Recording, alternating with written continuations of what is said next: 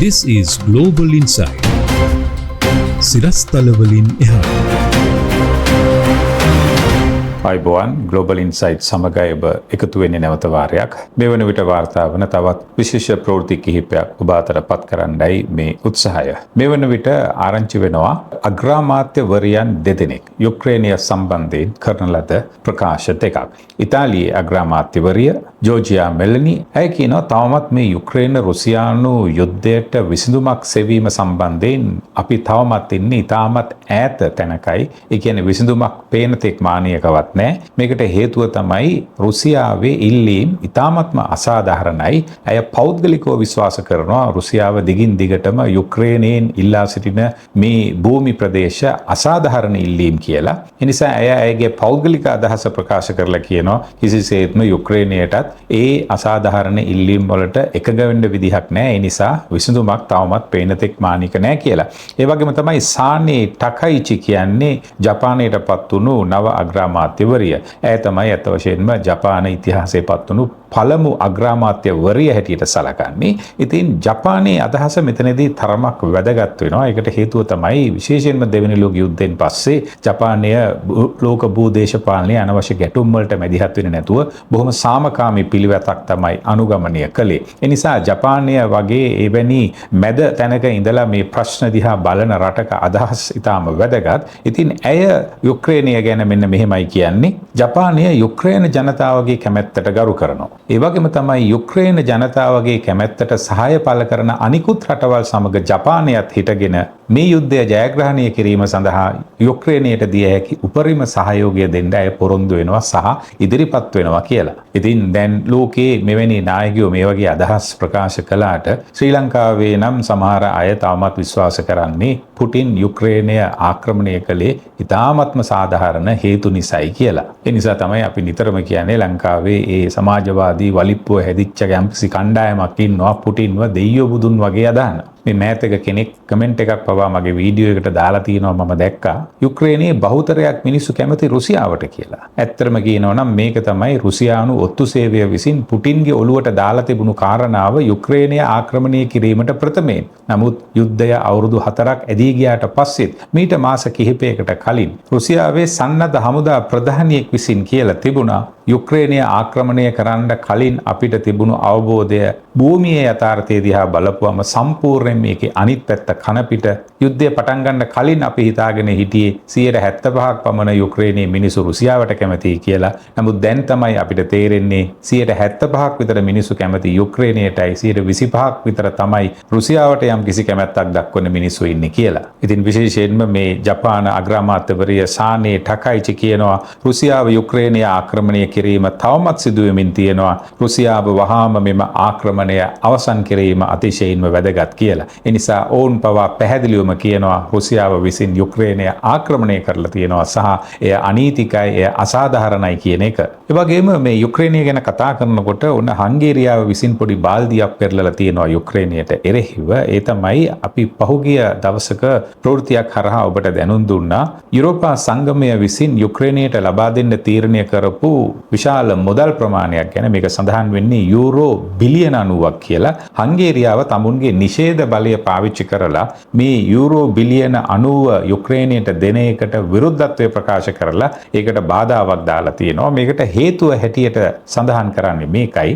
යුක්‍රේනය හරහා හංගේරියාවට සහ ස්ලෝවැකියාවට රුසියානු බොරතෙල් අරගෙන යන නල පද්ධතියක් තියෙනවා. මේ නල පද්ධතියට කියන්නේ ඩ්‍රූෂ්බා නල පද්ධතිය කියලා. මේක සෝවියට් යුගයේදී ඉදි කරන ලද නල පද්ධතියක්. දැන් යුක්‍රේනය විසින් මේ නල පද්ධතිය අවහිර කරලා තියෙනවා. අත් වශයෙන්ම මේකට යුක්‍රේනය නම් දොස් කියන්නේ රුසියාවටයි. රුසියාව තමයි මේක කඩාකප්පල්කාරී ප්‍රහාරයක් හරහා නල පද්ධතිය විනාශ කළේ කියලා. නමුත් රුසියාව යුක්‍රේනයේ මේ චෝදනාව මුළුමනින්ම ප්‍රතික්ෂේප කරනවා. ඒක බොහෝ දුරට විශ්වාස කරන්නත් පුළුවන්. මොකද රුසියාවට ඕනේ මේ වෙලේ කාට හරි කමක් නැහැ තෙල් විකුණලා මුදල් හොයාගන්නයි. අනිත් පැත්තට යුක්‍රේනයට පොඩි චෝදනාවකුත් තියෙනවා. මීට ප්‍රථමයෙන්ුත් එවැනිම ගෑස් නල පද්ධතියක් පුපුරවා හැරීම සම්බන්ධයෙන් මේ ගැන අපි කතා කරලා තියෙනවා. කොහොම වුණත් දැන් හංගේරියාව කියන්නේ නැවත වාරයක් එම නල පද්ධතිය යථා තත්ත්වයට පත් කරන තුරු යුක්‍රේනයට ලබා දීමට මේ නියමිත යූරෝ බිලියන 90 නිදහස් කිරීම සඳහා තමුන්ගේ අනුමැතිය ලබා දෙන්නේ නැහැයි කියලා. ඊයේ මේ පිළිබඳව නිවේදනය නිකුත් කරලා තිබුණේ හංගේරියාවේ විදේශ අමාත්‍යවරයා වන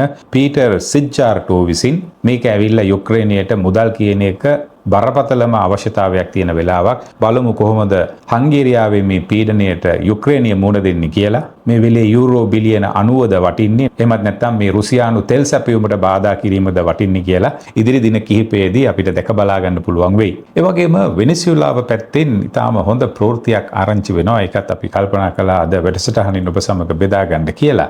මදුරෝට විරුද්ධව ට්‍රම්ප් පරිපාලනය කරපු ප්‍රධාන චෝදනාවක් නැත්නම් කරපු එක්තරා විදිහක ඉල්ලීමක් තමයි දේශපාලන විරුද්ධවාදී මත දරන අයව මදුරෝ හිර කරන්න කටයුතු කරා. ඔවුන් අත්අඩංගුවට අරගෙන සිරගත කරලා තිබුණා. විශාල වශයෙන් පිරිස් මදුරෝ මේක දිගින් දිගටම කරගෙන ආවා. ඒ නිසා මේ දේශපාලන සිරකරුවන්ව නිදහස් කරන්න කියන ඉල්ලීම ට්‍රම්ප් ප්‍රබල විදිහට කරපු එකක්. ඒක කරපු නැති නිසා තමයි මදුරෝට එවැනි ඉරණමක් අත්ුනේ කියලාත් අපිට කියන්න පුළුවන්. ඔන්න දැන් ආරංචි වෙනවා මේ වන විට මේ අන්තර්වාර පාලන රාජ්‍යයේ වැඩ බලන නායිකාව විසින් කටයුතු කරලා තිබෙනවා කියලා තමයි දැනගන්න ලැබෙන්නේ. මේ විදිහට සිරකරුවන් 379 දෙනෙක්ව නිදහස් කරනවා.